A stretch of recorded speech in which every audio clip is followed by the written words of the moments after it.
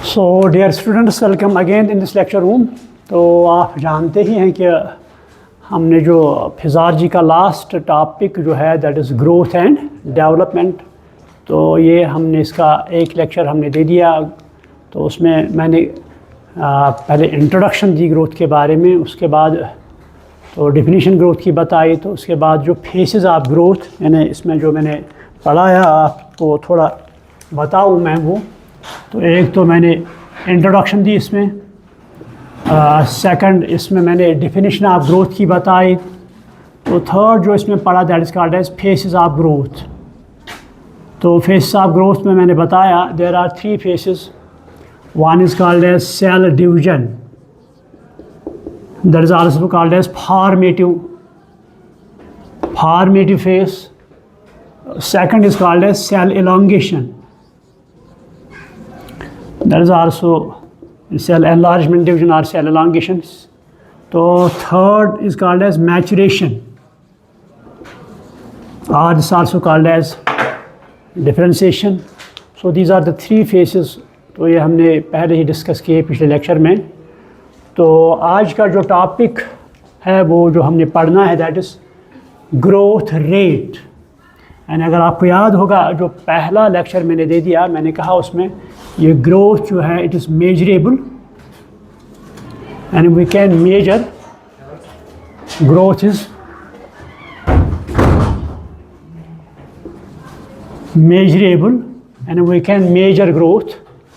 तो उसमें हम क्या करते हैं, ग्रोथ रेट को किस तरह हम डिफ़ाइन करेंगे आप बताएंगे। यहाँ पर मान लो ये प्लांट है, यहाँ पर तो इस प्लांट में ग्रोथ होती है, हम कैसे ये देखेंगे इसमें ग्रोथ होती है। तो इसके लिए हमें एक तो नंबर वन प्लांट चाहिए, नंबर टू हमें टाइम, स्पेसिफिक टाइम। मान लो अगर हम आज आएंगे प्लांट के पास और फिर देखेंगे इसकी लेंथ कितनी है, पार्ट्स देखेंगे इनका साइज़ क्या है, ये हम देखेंगे। तो उसके बाद हम फॉर एग्ज़ाम्पल इसकी लेंथ यहाँ पर आई है, तो यहाँ पर हम एक निशान लगाएंगे। तो फिर 2 दिन या 4 दिन that is called as specific time. तो उस टाइम के बाद आएंगे, देखते हैं कि इसमें लेंथ जो है कितनी इंक्रीज़ हुई, या इसके जो बाकी पार्ट्स है उनमें लेंथ है या उनमें साइज़ है वो कितना इंक्रीज़ हुआ है, या शेप कितनी चेंज हो गई है। तो we can say here occurs increase in growth, increase in growth in plants और देयर पार्ट्स, या आप लिख लो increase in growth in plant, या in a plant आप लिखिए increase in growth in a plant or their parts with respect to specific time, a particular time or specific time, and an increase in growth of plants with respect to जिस particular time हम ले लेंगे, specific time ले लेंगे, तो उसमें हम देखेंगे इस प्लांट में इंक्रीज ग्रोथ कितनी हुई। तो इस प्रोसेस को हम कहते हैं this is called as growth rate. This is called as growth rate, यानी जो प्लांट में इंक्रीज़ हुआ, मतलब ग्रोथ इंक्रीज़ हुई, इसमें प्लांट का साइज़ जो है वे इंक्रीज़ हुआ विद अ पर्टिकुलर टाइम, तो इसको हम कहते हैं this called as growth rate. तो ये ग्रोथ रेट जो है प्लांट में होती है, या ग्रोथ जो प्लांट में होता है, इट आकर्स बाय 2 means और इन 2 ways, and the growth occurs in 2 ways. Number 1 is called as arithmetic manner, arithmetic way or manner। जो ग्रोथ इनमें होता है first phase that is called as arithmetic way. Second is called as geometric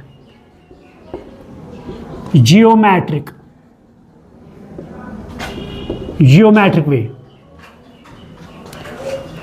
तो पहले हम ले लेंगे ये अर्थ में आपने मैथ में पढ़ा होगा, है ना, जियोमेट्रिक पैटर्न आपने पढ़ा होगा, अर्थमेटिक पैटर्न आपने पढ़ा होगा, वही हम यहाँ इस्तेमाल करेंगे। तो हम देखते हैं ये प्लांट में जो ग्रोथ होता है किस तरह ये अर्थमेटिक वे में ग्रोथ होता है। तो यहाँ पर क्या होता है, मान लो ये प्लांट में एक सेल है, तो ये सेल डिवाइड होगी तो यहाँ क्या कितने सेल्स बनेंगे, 2 सेल्स बनेंगे। जब माइटोसिस होगी, यहाँ पर मान लो माइटोसिस हुई, माइटोसिस, तो आप जानते हैं माइटोसिस है special type of division that results growth of an organism. तो यहाँ पर जो माइटोसिस हुई तो यहाँ पर 2 सेल्स बने, तो इनमें एक सेल जो है फर्दर वो डिवाइड हो होगी, तो ये सेल इसमें डिवीजन नहीं होगा, तो ये सेल कोई फंक्शन इख्तियार करेगी। Clear?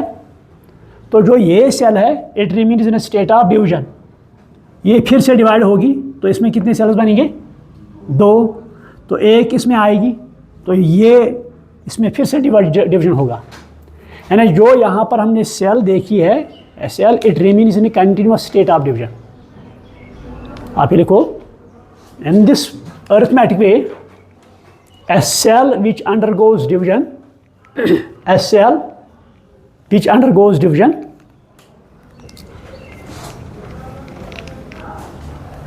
produces cells, but it always remains in a state of division. It always remains in a state of division. Always remain in a state of division. Clear? एक example मैं यहाँ दे दूँ आपको समझाने के लिए। जब सेकेंडरी ग्रोथ प्लांट में होती है, जब प्लांट में क्या होता है सेकेंडरी ग्रोथ जो होता है उनमें, तो आपको पता ही है, मैंने आपको बताया वहाँ पर एक special type of cell or tissue that is called as cambium, cell or cambium. तो ये कैम्बियम जो है ये प्लांट में सेकेंडरी ग्रोथ कराता है, तो जिससे इसमें वुड बनती है ना, जो secondary growth that results formation of would. तो ये कैम्बियम जो डिवाइड होता है तो ये 2 सेल, तो वुड जो आपको, अगर आपको याद होगा जब मैंने जाइलम पढ़ाया तो मैंने वहाँ आपको कहा जो सेकेंडरी जाइलम है that is also called as wood, and it is technical term is wood. तो ये सेकेंडरी जाइलम जो है ये किससे बनता है, कैम्बियम से। तो ये कैम्बियम जब डिवाइड होता है तो इसके 2 सेल्स बनेंगे, ठीक। तो इस तरह मान लो ये बनेंगे, इस तरह 2 सेल्स बनी, तो एक सेल ये जाइलम बनाएगी, तो एक सेल ये कैम्बियम ही रहेगी,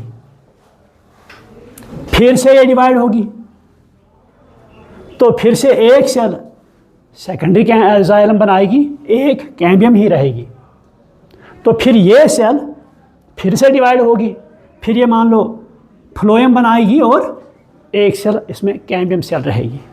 तो इसमें हम देखते हैं ये सेल जो है it remains continuous state of division.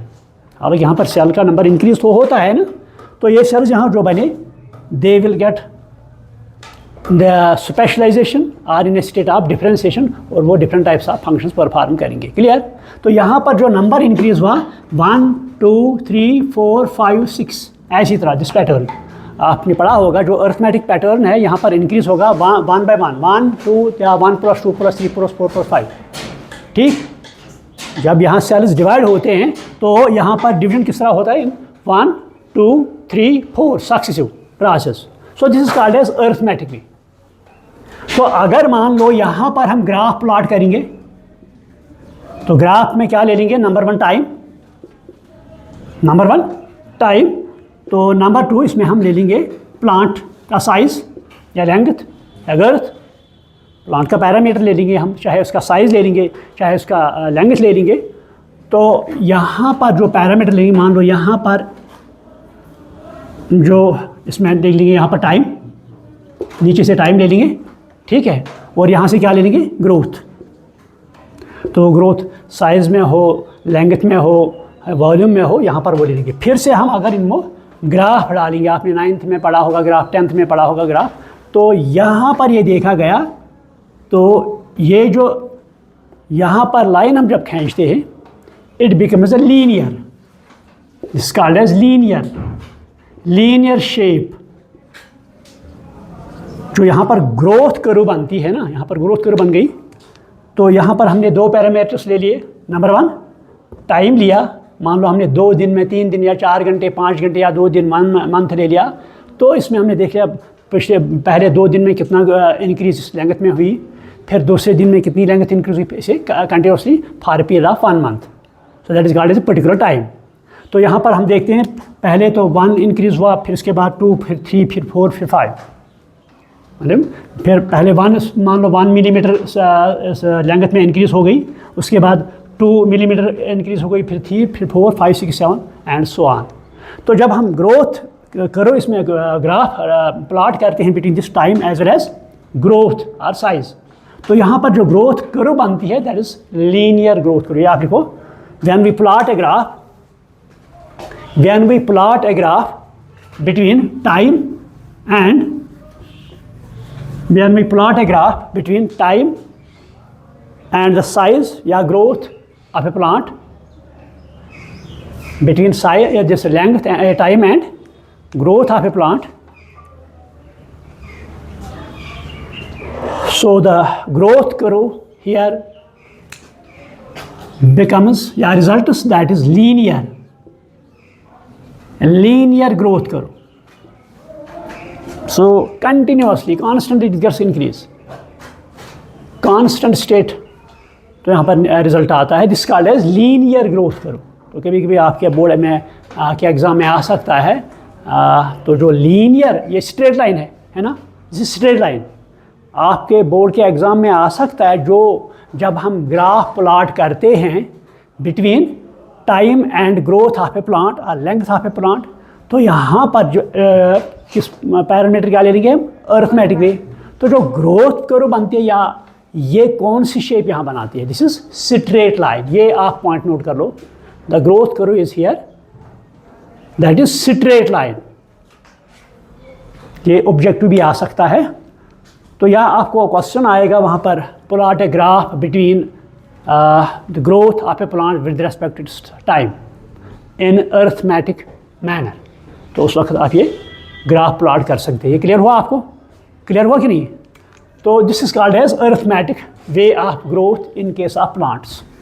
तो यहाँ पर अगर देखेंगे, मैंने बताया यहाँ पर सेल्स डिवाइड होंगे, 2 सेल्स बनेंगे, तो ये फिर से डिवाइड होगी, 2 सेल्स बनेंगे, फिर से डिवाइड होगी, 2 सेल्स बनेंगे, फिर से डिवाइड होगी। इस तरह ये 1, 2, 3, 4, 5 इंक्रीज होगा। क्लियर? ये तो अरिथमेटिक मैनर और arithmetic way of growth pattern in case of plants. तो सेकंड जो है दैट इज जियोमेट्रिक। तो जियोमेट्रिक में क्या होता है, डबल होता है। देखो यहाँ पर पहले मैं समझाऊं, तो सेकंड आप लिख लो जियोमेट्रिक वे और पैटर्न। तो यहाँ पर क्या होता है, ये मान लो सेल, ये सेल है, तो इसमें माइटोसिस होगा, सेल डिवीजन हो इसमें होगा। तो यहाँ पर कितने सेल्स बनेंगे, शाबाश, 2 सेल्स बनेंगे। ठीक, यहाँ पर 2 सेल्स बनेंगे, तो ये सेल्स फिर से डिवाइड होंगे, ये भी फिर से डिवाइड होंगे, ये यहाँ से फिर से डिवाइड होंगे, ये सेल्स फिर से डिवाइड होंगे, ये फिर से डिवाइड होंगे। यहाँ पर हम देखते हैं जो नंबर आता है दैट इज 2, 4, 6, 8 है ना, 10 सो ऑन। तो यहाँ पर डबल होता है। पहले हमने एक सेल ले ली, उसमें 2 सेल्स बने, 2 को 4 बनेंगे, 4 को 8 बनेंगे, 8 को 16 बनेंगे, 16 को 32 बनेंगे, 32 को 64 बनेंगे, 64 को 128 सो ऑन। इस तरह यहाँ पर this is called as geometric way. वहाँ क्या था 1, 2, 3, 4, 5, but here doubling takes place. यहाँ पर जो सेल डिवाइड होती है फिर से डिवाइड, वो जो बनी फिर से डिवाइड, तो ये रिपीटेडली डिवाइड होते हैं। यहाँ पर मान लो जब फर्टिलाइजेशन होती है तो जाइगोट बनता है ना। जब फर्टिलाइजेशन होती है मेल गैमेट और फीमेल गैमेट प्लांट्स में, स्पर्म एंड एग, तो यहाँ क्या बनता है, जाइगोट। तो जाइगोट ये कितने सेल्स का होता है, 1 है ना सिंगल सेल। तो फिर देखो प्लांट में के लिए कितने सेल्स होते हैं, जब ये बड़ा ट्री बनता है तो कितने सेल्स होते हैं इसमें, we can say indefinite number of cells are there. तो यहाँ पर रिपीटेड सेल डिवीजन होता है। यहाँ पर मैंने कहा 2, 4, 8, 16, 32, 64, 128 ऐसे ही। सो हियर जो सेल डिवीजन होता है it takes place in a repeated manner, all the cells they show division. यहाँ पर क्या था, जो ये अर्थमेटिक एक सेल डिवाइड होती थी, एक सेल डिवाइड नहीं होती थी, यहाँ सारे के सारे डिवीजन दिखाएंगे। तो फिर से जब मैचुरेशन में आएगी फिर से स्पेशलाइजेशन आएगी। सो तभी हम देखते हैं ये जो प्लांट है, एनिमल है, ये पहले फर्टिलाइजेशन के बाद सिंगल सेल होता है, उसके बाद multi cell, infinite number of the cells are there. So that is called as geometric way और जियोमेट्रिक ग्रोथ पैटर्न। अगर यहाँ पर हम मान लो यहाँ पर हम डालेंगे ग्राफ, यहाँ पर भी दो ले लेंगे, one is called as growth. एक तो हम यहाँ पर ग्रोथ ले लेंगे, one parameter, second is time, है ना। मान लो आप यहाँ पर ग्रोथ देखेंगे, ग्रोथ करो क्या आएगी या ग्राफ क्या आएगा यहाँ पर। तो यहाँ पर ले लेंगे कौन सा नंबर ऑफ ग्रोथ, चाहे लेंथ हो, साइज हो, चाहे या गर्थ हो, वट एवर इट में भी, इसको हम ग्रोथ रेट कहेंगे। तो दूसरा क्या ले लेंगे हम, टाइम। तो मान लो यहाँ से एक ये नीचे वाली जो लकीर है दिस रिप्रेजेंट्स टाइम, तो यहाँ से ऊपर की तरफ जो लकीर है दिस रिप्रेजेंट्स ग्रोथ। ठीक, आप ये समझ लो। तो जब यहाँ पर हम ग्रोथ करो खींचते हैं, यहाँ पर हमने ग्रोथ करो खींची, दैट वाज लीनियर और स्ट्रेट लाइन। लेकिन यहाँ पर क्या होता है, तो यहाँ पर जब स्टार्ट होता है तो पहले ग्रोथ रेट जो होती है वो कम होती है। किस में, जो जियोमेट्रिक वे में। तो जब यहाँ ग्रोथ स्टार्ट होता है तो फर्स्ट फेज इसमें मिनिमम ग्रोथ होता है। क्लियर। तो इस फर्स्ट फेज को तेरे पास, तो जब यहाँ पर हम ग्रोथ कर्व खींचेंगे किस में, जियोमेट्रिक ग्रोथ वे में, तो पहले ग्रोथ रेट क्या होगी, स्लो। ये आप लिखो, first the growth rate in geometric way is slow. Growth in geometric way first is slow. किसी चीज़ की ज़रूरत है, तो growth in first stage in this geometric way क्या होगा, वो बहुत ही स्लो होगा। तो उस फेज को हम लैग फेज कहते हैं। ये आप लिख लो, that phase is called as lag phase. जब पहले ग्रोथ रेट इनमें शुरू होगी, किन में, प्लांट्स में, चाहे ये साइज़ के एतबार से हो, लेंथ के एतबार से हो, गर्थ के एतबार से हो, पार्ट्स ऑफ प्लांट के एतबार से हो, हम देखते हैं पहले ग्रोथ की रेट लो होती है, एब्रप्ट इंक्रीज नहीं होती है, पहले क्या होता है, स्लो। तो उसको हम क्या कहते हैं, लैग फेज। तो उसके बाद दूसरी कंडीशन इसमें आती है, दूसरा फेज जो इसमें आता है, so that is called as, so यहाँ पर ट्रमेंडस ग्रोथ होता है। मैंने कहा ना जाइगोट यहाँ पर एक सेल थी, तो इसमें माइटोसिस हुई, कितने सेल्स बने, दो। इनमें माइटोसिस कितने बने, 4 के बाद 8 के बाद 16 के बाद 32 के बाद 64 के बाद 1। तो यहाँ पर एक डिवीजन हुआ, 2 सेल्स बने। जब हमारे पास क्या 62 सेल्स बने, यहाँ पर एक डिवीजन हुआ तो सेल्स कितने बने, तो ग्रोथ होगा लैग फेज में। तो 62 जब ग्रोथ इनमें डिवीजन होगा कितने आएंगे, तो यहाँ पर ग्रोथ स्लो होगा या ट्रमेंडस होगा, है ना, कि सेल्स के नंबर डबल होगा, यहाँ पर 128 बनेंगे। So this phase is called as log phase. So second phase here the growth will be very fast and tremendous. In second phase, the growth will be very fast and tremendous. So this is called as log phase, or it is also known as exponential phase. Exponential, TIL. This is also called as exponential. Exponential. तो जो ये दूसरा face इसमें जिसमें growth rate जो very fast है, tremendous है, cell का नंबर बहुत ही इंक्रीज होता जा रहा है, सो इसको हम लॉग फेज कहते हैं या एक्सपोनेंशियल। क्लियर? तो उसके बाद यहाँ पर प्रॉब्लम होती है। प्रॉब्लम क्या होती है? तो यहाँ न्यूट्रिशनल प्रॉब्लम होती है। क्या होती है?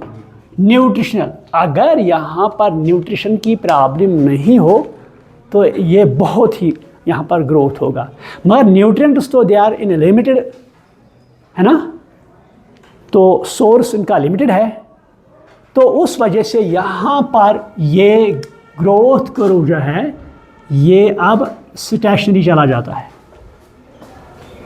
यहाँ पर ये ट्रमेंडस, क्योंकि it is because of low nutritional supply, है ना। मान आपने सुना होगा जो बैक्टीरिया है, हाँ, जो बैक्टीरिया है जब ये डिवाइड होता है, कौन सा बैक्टीरिया? जो हमारी body intestine, that is called as Escherichia coli, या शॉर्ट में हम लिखते हैं ई कोलाई। तो ये bacteria divides after every 20 minutes, 20 minute के बाद डिवाइड होता है। तो ये देखा गया अगर ये कंटिन्यूअस डिवीजन में रहेगा और इसको न्यूट्रिशनल सप्लाई भी अच्छी तरह हो, स्पेस भी अच्छी हो, तो ये 24 आवर्स में कितना मास ये मास प्रोड्यूस करेगा? सुना है 2000 टन्स। जो बैक्टीरिया हमारे इंटेस्टाइन में है, आफ्टर 20 मिनट्स ये डिवाइड्स, तो मान लो एक 20 में आपको, मतलब आप कहीं कह रहे क्या कैसे हो सकता है, ये एक सेल 20 मिनट के बाद 2 सेल बनेंगे, तो 1 घंटे में कितने होंगे? ये 3 बार ये डिवाइड होगा ना, तो 3 बार डिवाइड होगा इस तरह इस तरह इस तरह। फिर दूसरा घंटा जो आएगा उनका डबल होगा, फिर उसमें उसका डबल होगा, फिर उसमें उसका डबल होगा। तो ये देखा गया अगर इसको न्यूट्रिशनल सप्लाई ठीक हो, स्पेस अच्छी खासी हो, तो ये 24 आवर्स में 2000 टन्स मास। तो इंसान की बॉडी क्या होनी चाहिए जिसमें 2000 टन, है ना। तो because due to low nutritional supply as well as space, तो यहाँ पर क्या होता है, यहाँ अब लॉग फेस और एक्सपोनेंशियल फेस नहीं होता है, ग्रोथ फास्ट नहीं होता है, यहाँ पर एक कांस्टेंट रहता है। So that is after this, आप लिखो after log phase due to limited nutritional supply, after log phase due to limited nutritional supply, the growth rate becomes stationary or constant, आप लिख सकते हैं stationary or constant. After log phase due to low or limited nutritional supply as well as space, limited space, तो यहाँ पर क्या होता है? constant rate, यहाँ पर कांस्टेंट रेट होती है। तो अब अगर हम देखेंगे इस ग्रोथ कर्व की शेप क्या है,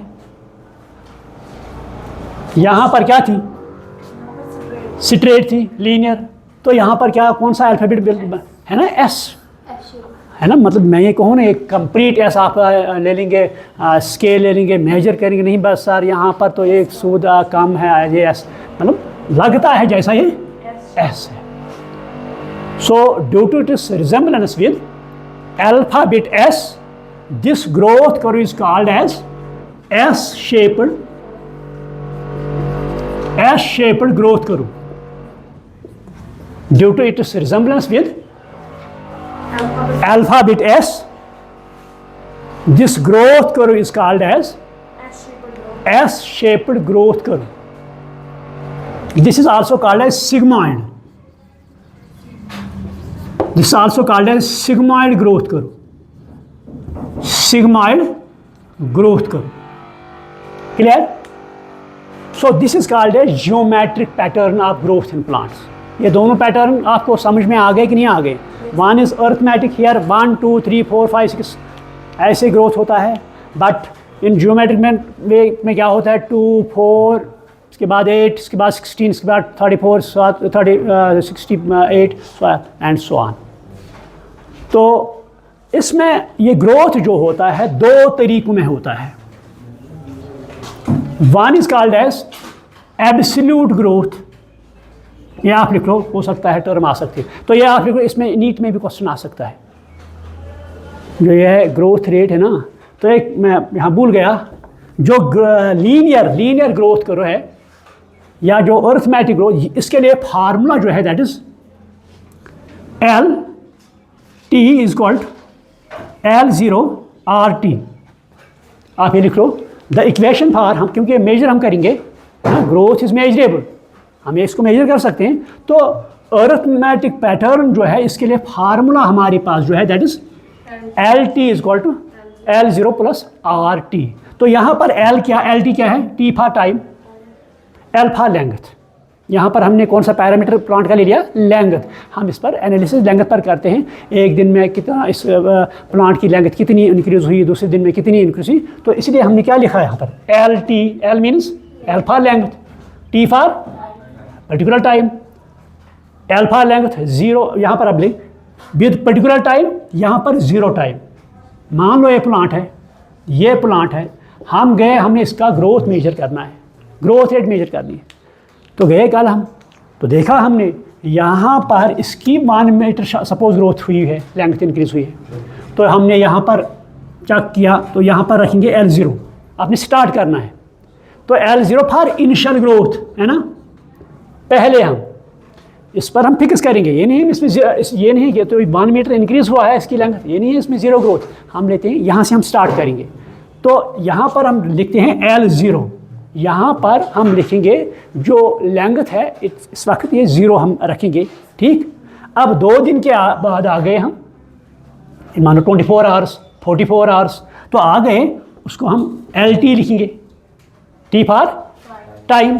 तो उस वक्त हम देखेंगे कि लेंथ में कितनी इंक्रीज हुई है, तो that is LT for final length, L0 length at 0 hour time. तो R जो है ग्रोथ रेट, या आप लिखो R फॉर ग्रोथ रेट, यानी ग्रोथ रेट क्या है, ग्रोथ रेट हम क्या है, ये 1 2 3 4 5 के बाद से ये अर्थमेटिक वे है या जियोमेट्रिक वे है। T is particular time, so this equation is for this arithmetic pattern of growth, clear. तो ये जो है दूसरी कौन सा, जियोमेट्री। यहाँ पर लिखते हैं हम W1 is called W0, W1 is equal to W0 plus ERT plus नहीं ERT sorry, W1 is equal to W0 ERT। तो W1 यहाँ पर हमने वेट ले लिया है, यहाँ पर हमने प्लांट का वेट लिया। मान लो हमने कल हमने फ्रेश वेट इसका किया, इसका इतना था, आज हम इसका ओवर वेट करेंगे, देखेंगे कितना हुआ। तो आप कहेंगे सर प्लांट का वेट तो इसको निकालना है बाहर, हम एक पॉट ले लेंगे, छोटा मोटा पॉट ले लेंगे, छोटा मोटा प्लांट ले लेंगे, तो पहले उसका हम वेट करेंगे। इस वक्त देखेंगे प्लांट का वेट जो है इस वक्त, तो पार्ट का अलग वेट करेंगे, ठीक है। अगर मान लो सबके पास 2 दिन 4 दिन 5 दिन के बाद आएंगे, हम उस वक्त वेट करेंगे। मान लो कल ये ½ kg था फॉर एग्जांपल, आज तो इसमें 10-15 ग्राम इंक्रीज़ हुए, तो इसका मतलब है प्लांट का मैटर जो है वो 10-15 ग्राम ज़्यादा इसमें प्रोड्यूस हुआ है। तो W1 is for initial growth, आप ये लिख लो, W1 for initial growth, sorry final growth, W1 for final growth, W0 for initial growth, R is growth rate, T is particular time, E is based for natural logarithm, ये आप लिखो, E is based for natural logarithm।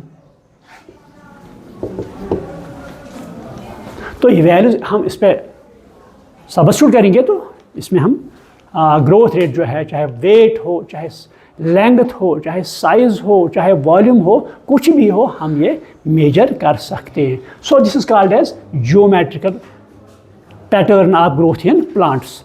तो उसके बाद में ये clear हुआ कि नहीं, ये जो 2 इक्वेशंस मैंने बताए ये आपको याद रखना है, तो आपको डेराइव तो नहीं करना है ना, आप अपने दिमाग को थकाओगे नहीं, डिराइव नहीं करना है, सिर्फ आपको याद करना है।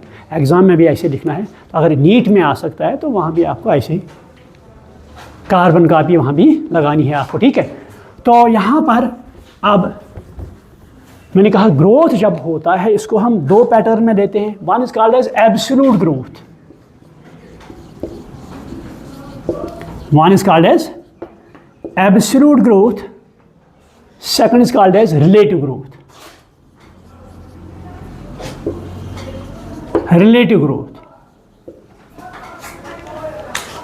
ये आप लिख लो, कभी कभी आ सकता है बोर्ड एग्जाम में, define absolute growth, define relative growth, what is the difference between absolute growth and relative growth. Clear? हो सकता है नीट में भी क्वेश्चन आ सकता है। जो एब्सोल्यूट ग्रोथ है it refers to, relative growth it refers to. देखो अब यहाँ पर एक प्लांट है, तो प्लांट में डिफरेंट पार्ट्स आर देयर, तो इस प्लांट में टोटल ग्रोथ क्या हुआ है, समझ रहे हैं आप मेरी बात?